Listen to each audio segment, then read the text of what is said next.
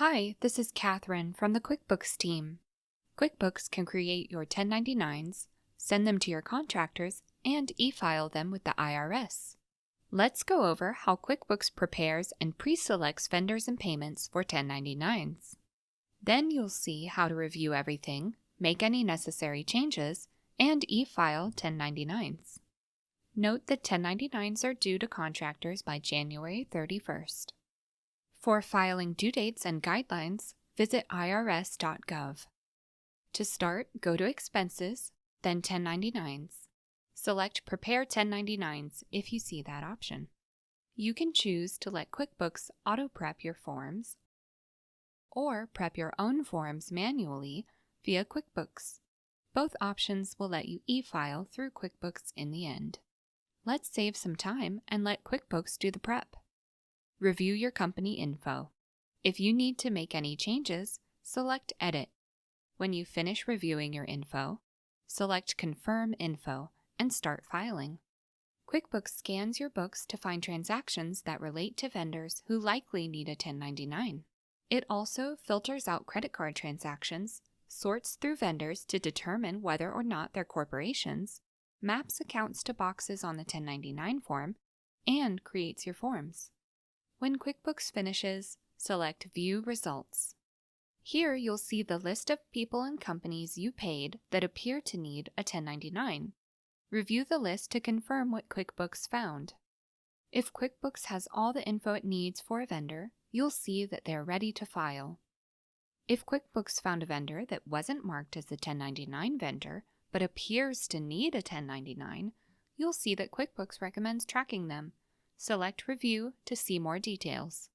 If something is missing, like W-9 information, you'll see that in the Status column and can select the link to add it. If you need to add someone you don't see on the list, select Include More Recipients. The Form Type column tells you which forms you'll submit for the vendor. To take a closer look at what will appear on a 1099, select the amount in the Amount Reported column.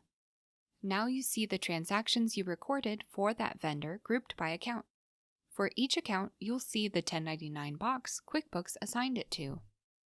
If you want to assign the account to a different box or include an account you don't see here, select View Account and Box Mappings. You can also toggle off an account so it won't appear on the 1099 at all.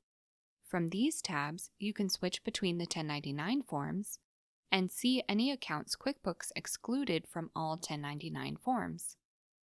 You can preview any of the 1099s with this button, or remove a vendor from this list with this button. Select the checkbox for any vendor you want to file, or select this box to select them all.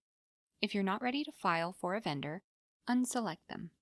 When everything looks right, select I've reviewed and am ready to file. Next, you'll see the state filing requirements based on your 1099 vendors' addresses. If your vendors live in states that participate in combined federal and state filing, you'll see the states listed here and won't need to perform any extra steps after filing. Some states require a direct state filing, though, so you'll file a federal 1099 first and then receive information on how to complete the additional state filing steps after you file. Select Next. Confirm your billing information, and when everything looks right, select Purchase and e-file. QuickBooks will also print and mail a copy to all the recipients and email them an invite so they can download their 1099. And that's it. Now your 1099s are complete. Select View Submitted 1099s to see a list of your 1099s and to check for contractors who live in states with additional filing requirements. Now you're ready to create 1099s for your contractors in QuickBooks Online.